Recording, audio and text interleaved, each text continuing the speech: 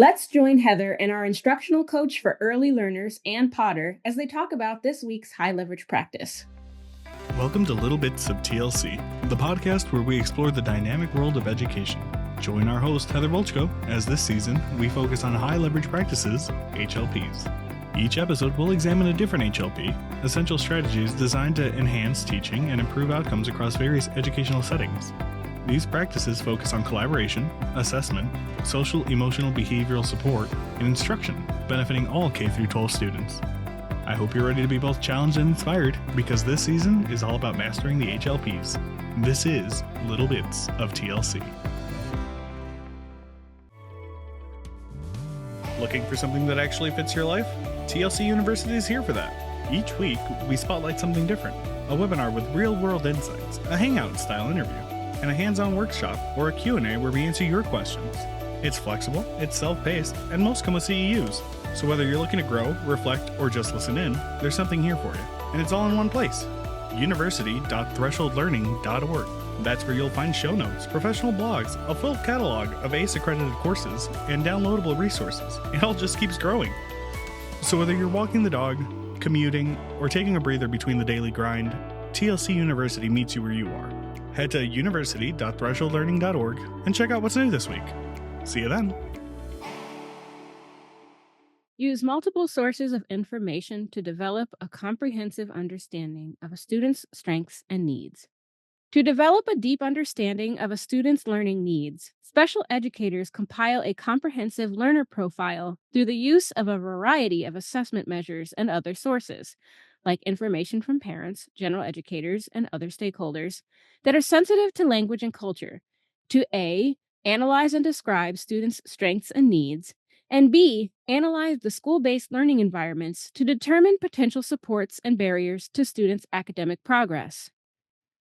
Teachers should collect, aggregate, and interpret data from multiple sources, like informal and formal observations, work samples, curriculum-based measures, functional behavior assessments, or FBA, school files, analysis of curriculum, information from families, and other data sources.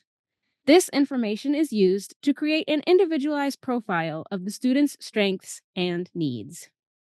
This week, we're talking about high leverage practice number 4, using multiple sources of information to develop a comprehensive understanding of a student's strengths and needs. And Anne, this week, I'm really curious to hear your perspective because you have worked with a lot of different kinds of students with all kinds of splintered backgrounds and needs. So for you, what does this look like in your practice? Using multiple sources is really just going out to try to collect as much information as humanly possible about a student. Because until you know all of their triggers, their motivations, their strengths, their challenges, it's really hard to craft an adequate support and scaffolding plan to help them get success in any of their domains. So, what types of, I'm thinking like tools or assessments, or are there certain people that you're talking to? Like, how do you get all of this information on a student? By talking to literally anybody with whom they interact, because everybody's going to have a different viewpoint and a different perspective. I may talk to one of their support people who just doesn't have a real tight relation, and oh, it's the worst child in the world on the human planet. And then talk to somebody else where they've established a degree of trust and cooperation and workability. And that source of information is, oh, yeah, this student has really got some stuff going on. And these are the particular areas where they really excel. Yeah, they have some challenges, but when you support them using these particular parameters and supports, then they excel and they succeed. So if I talk to just one person, I'm going to get a skewered viewpoint. But if I talk to as many people as this child or student interacts with, then I've got a much clearer picture. And I can then work on some of those interpersonal things and develop the support and trust for me that I can then use to help guide the student.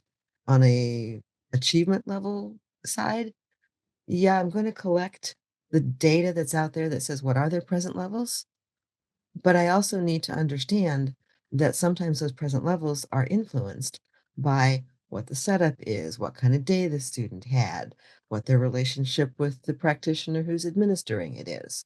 So I could get present levels from this particular source and they'd show me one thing, present levels from a different source, and it would show me something different.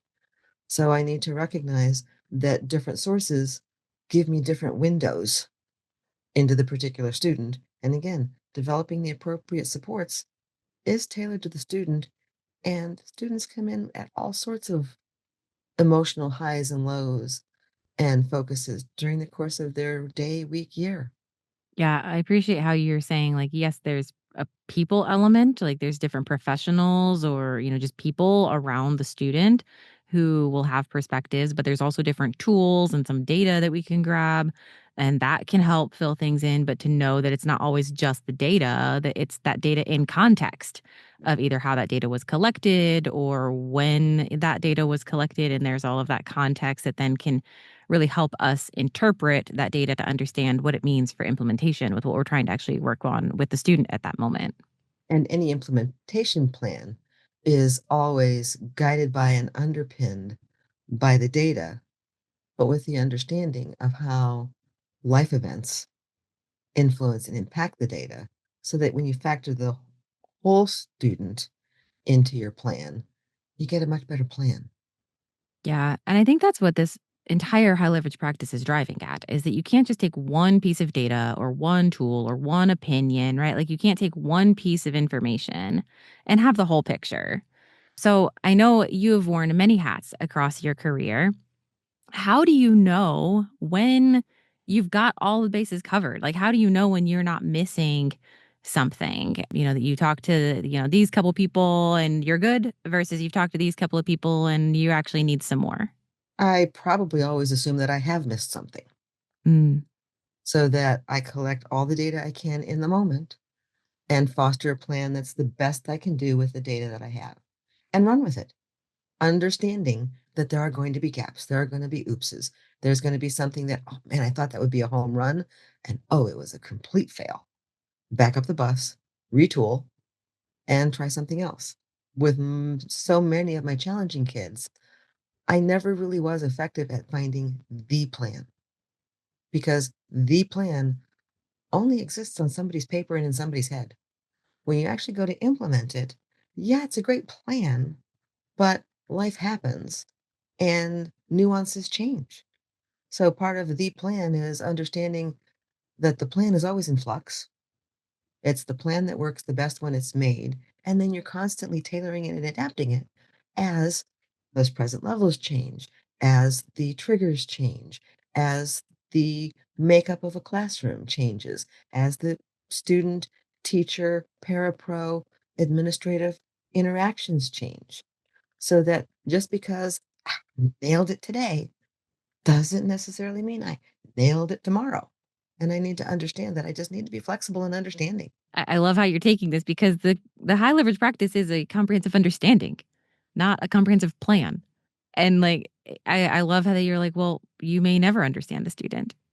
It's constant, it's continual. I'm, learning what I know now and doing what I know now. And then I'm going to continue to ask questions and learn more and watch how the data shifts and continue to update my own understanding of this student so that how I'm supporting them, how we're equipping them to continue in their own learning path is then also just naturally adjusting because my understanding is maybe just never like complete. I've never fully understood a student. Well, at the end of the day, you can't be 100% inside a student's head. That's just not physically possible. And when I look at all of humanity, nobody exercises the same approaches, behaviors, interactions the same day after day after day. And when I try to enforce a certain degree of you must do it this way on a child that I know is going to be moderately volatile anyway, and not have the understanding and the flexibility to say, you're just not in a good place right now. We are not going to do this way. And I might throw it back at the student and say, all right, this is the task I'd like to accomplish today.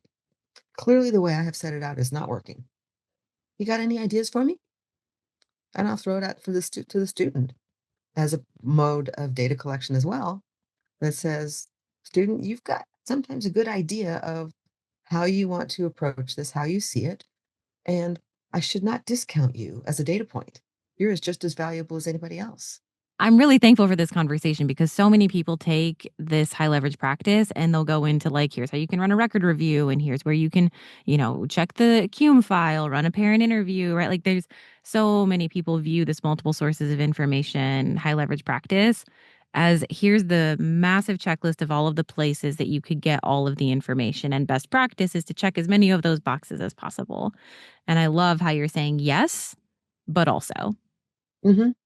All of those multiple sources that exist in paper documented interview form are fantastic places from which to start.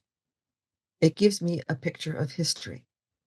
It doesn't necessarily give me a picture of the future. Now, it does give me some insight into history of, oh, well, that particular practice was a complete fail, and that one was a hit, but that was at that moment and snapshot in time. So that for my forward planning, what I really want to look at is the complete failure approaches. I should put those on the bottom of my try it list. The ones that were a success, they should go at the top of my try it list. All those others in the middle are a series of flux that says, well, it didn't work 2 months ago, but maybe we can cycle back. Maybe they were just having a bad stretch at that moment. And the more tools and more approaches I have, the better chance I'm going to hit something that works on any given day. So, yes, I collect all that data because I have to know a starting point. And all of that historical data typically will give me a pretty valid starting point. And then the magic in education is to construct an approach from that collection of data to say, where am I going forward? If my collection of data says on this particular math present level, they did awful, on this one, they hit a home run. What time of day were they each administered? Hmm. Because that'll have an impact on my, historical records as well.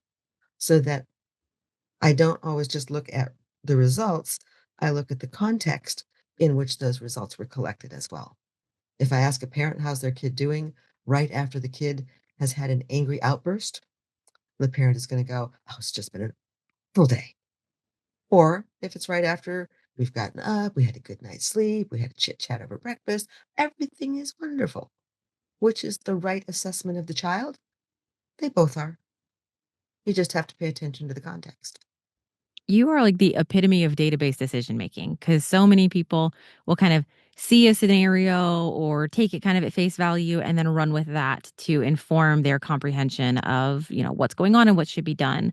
Or people will get so down in the metrics and the weeds of all of the, data that then it's just informing direction and kind of missing that agile implementation and, kind of that creativity that comes out of education.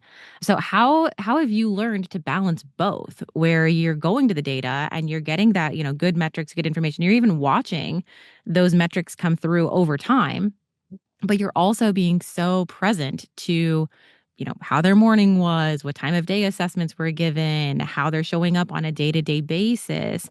How do you blend all of that together? Repeated events of abject failure. Realistically, like any art form, you've got to understand that this is my approach. I know it's going to work. Oh, snap. It did not. Why did it not? Oh, here's our, external forces that said, oh, this was not the right time of day to do. This was not the right approach to do it. The not the right person to interact in it. So again, when those failures happen, those are additional data points that says, okay, wrong choice on that count, wrong choice on that count. Well, am I going to repeat wrong choices? No. I'm going to back up the bus, look at the other parameters, and say, okay, get back on the bus. Which direction are we going this time? So that's how, over the course of time, as a practitioner, you start to develop that says, I really, really, really want this approach to work. It's got historical precedence. It's done well before. We got this until we don't. And yeah, there's that little stab of the heart that says, I planned that activity. I thought it was going to be a home run. And oh my goodness, how badly could that have gone? And the activity could be valid, could be solid. It was just the wrong day, the wrong time. Put it on the back burner and understand that failure is a part of progress.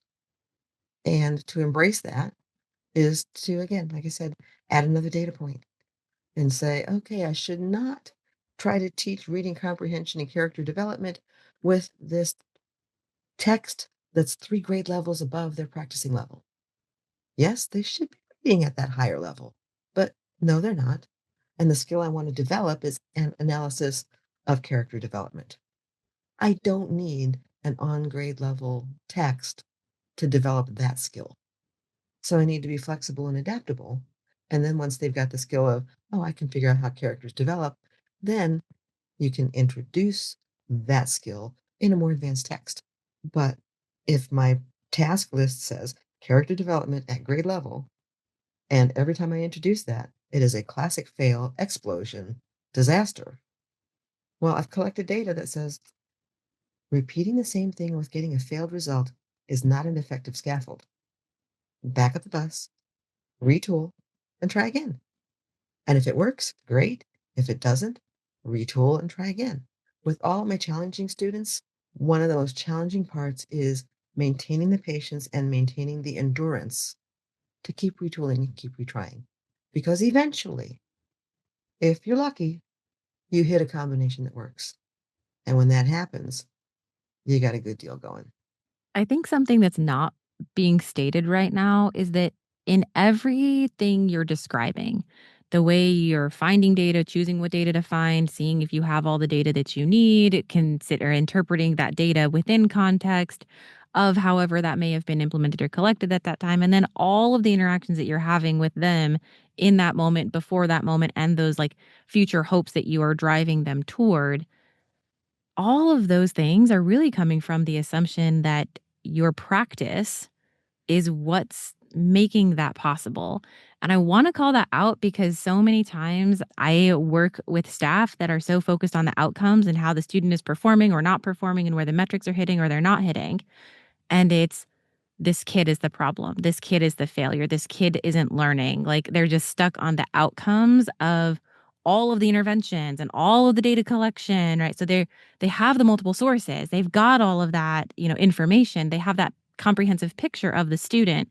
But I think I want to just call out the fact that everything you're sharing is from the perspective that you as a practitioner can then take that information and play with it. And that creativity within the art of education is what is actually developing the comprehensive understanding of the student. But without that comprehensive understanding of the student, as a practitioner, I'm really challenged to actually get those metrics to show growth and advancement. I can have all of the metrics in the universe, and I can know exactly how to administer those assessments, how to interpret the results. But if I keep getting less than optimal results, I need to look at why. Now, yeah, it absolutely is. If the student is not demonstrating proficiency, they either A, don't have the skill, B, are having just a crummy day where there's something else on their mind and they really don't care about whatever the assessment is. Or there's that third category that's some of blend of the two. And as a practitioner, I need to recognize those. And I know I have had students where we mixed like oil and vinegar. I could say the sky was blue and they would tell me, no, it is a midnight blue today. And I'd say, okay, fine, moving on, as opposed to getting into a butting of heads.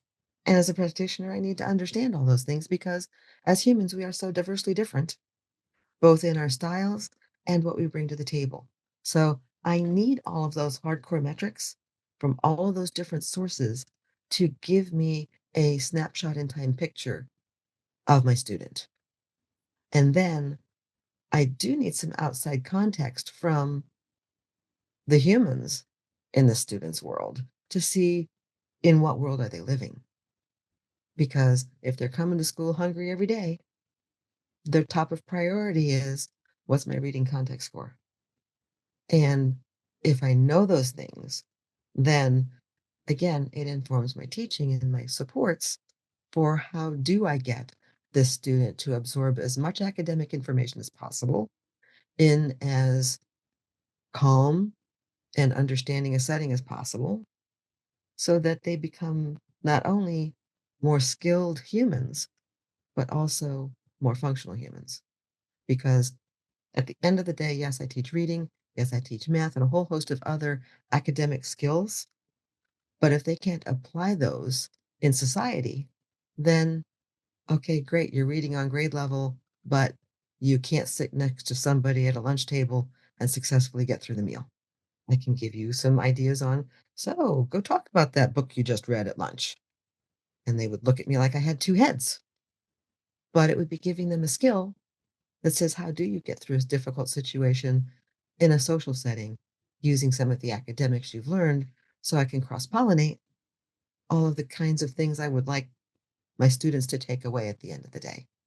Well, thank you so much for sharing your expertise here. I know there's a lot of tenure coming into this conversation, and it is so much more than just a checkbox of different metrics or observations or people to talk with. And I am so appreciative that it is both from that perspective of it is malleable consistently and continually over time, that our comprehensive understanding is always being updated, but also us as practitioners then get to continually update our practices. And then that is giving us even more information from which to continue to build that comprehensive picture of the student.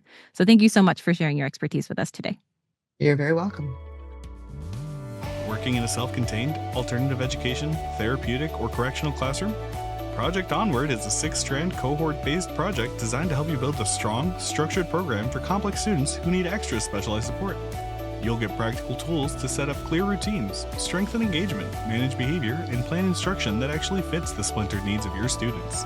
By the end, you'll walk away with a complete, ready-to-use program that has been adapted to your local needs. Led by Heather Bolchko, Lathrell Eisler, Jonathan Barbario, and Manny Wasius, Project Onward blends proven strategies with vetted experience, helping you move forward with confidence.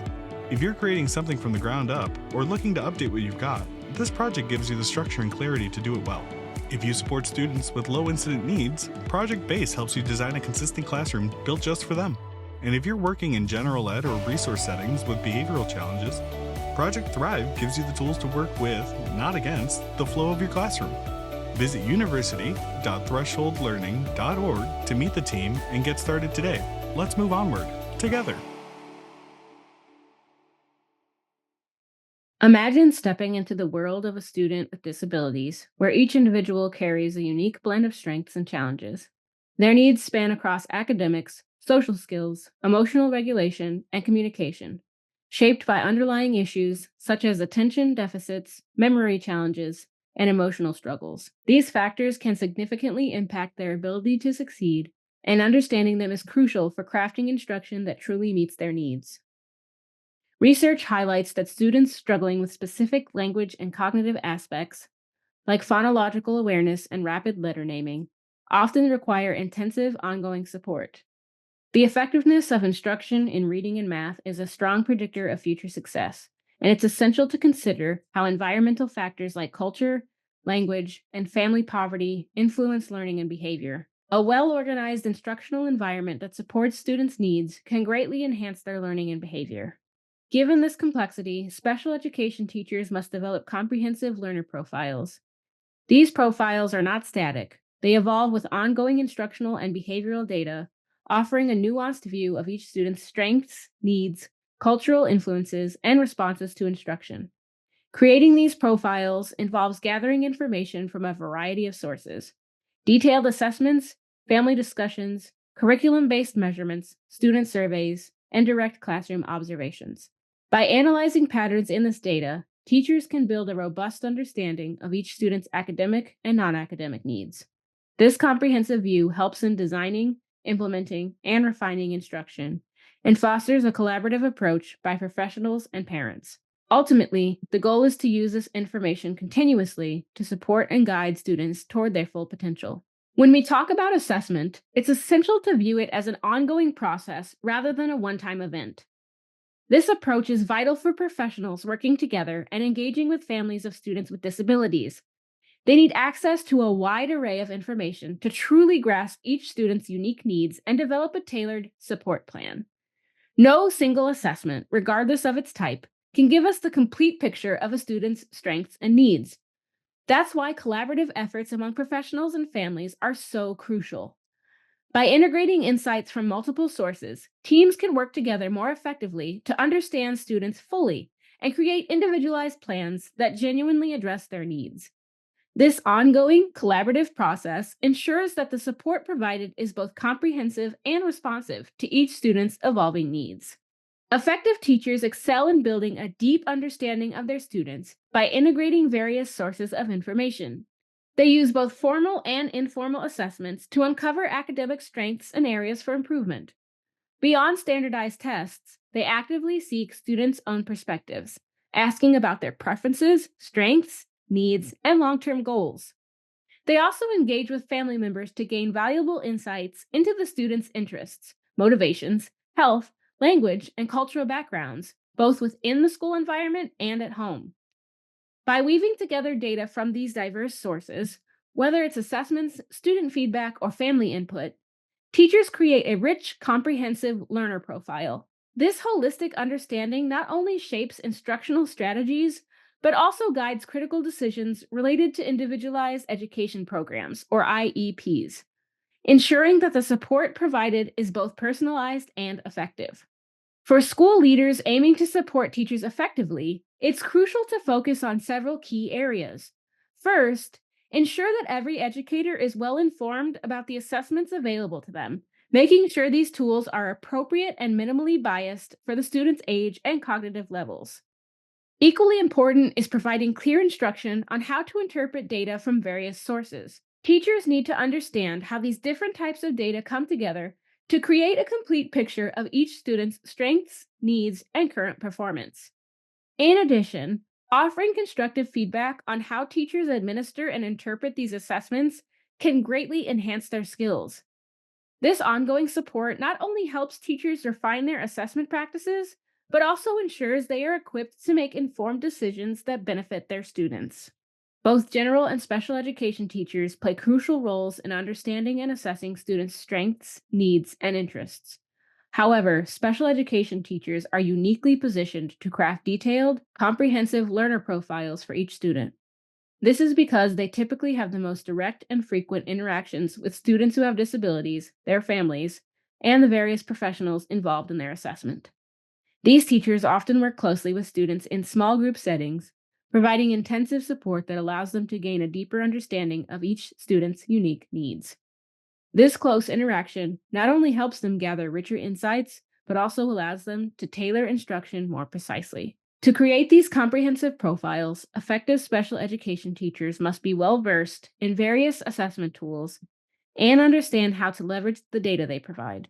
This knowledge enables them to collaborate with the educational team to design, implement, evaluate, and continually refine instructional programs.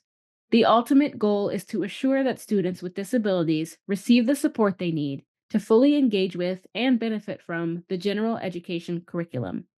We hope you enjoyed this week's episode. Join us next week when Heather sits down with our school psychologist, Lathrell Eiler, to talk about our next high leverage practice.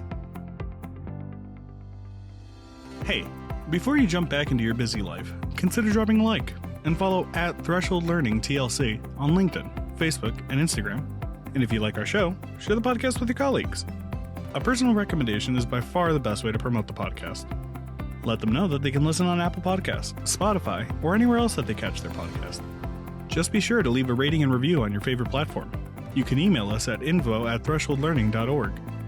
We always enjoy connecting with fellow educators and champions for educational justice. You can find everything you're looking for at thresholdlearning.org. See you there. Attention educators pursuing behavior analysis certification and universities preparing them for success. Supervision with TLC offers 100% remote fieldwork supervision designed specifically for school-based professionals. Educators can earn their hours right in their schools without leaving their classroom, all while being supported by experienced BCBAs who understand the realities of education. With month-to-month scheduling, affordable rates, and both live video and asynchronous chat, our fieldwork supervision model is designed to fit into your life, not the other way around. We also invite universities to enhance their graduate programs in partnership with our team of practicing school-based BCBAs. Our fieldwork supervision model keeps students on track for certification by helping them connect their practice to all exam domains so that they can confidently pass the exam. Explore more at university.thresholdlearning.org/supervision or email supervision@thresholdlearning.org to connect. Supervision with TLC, where educators grow into behavior analysts.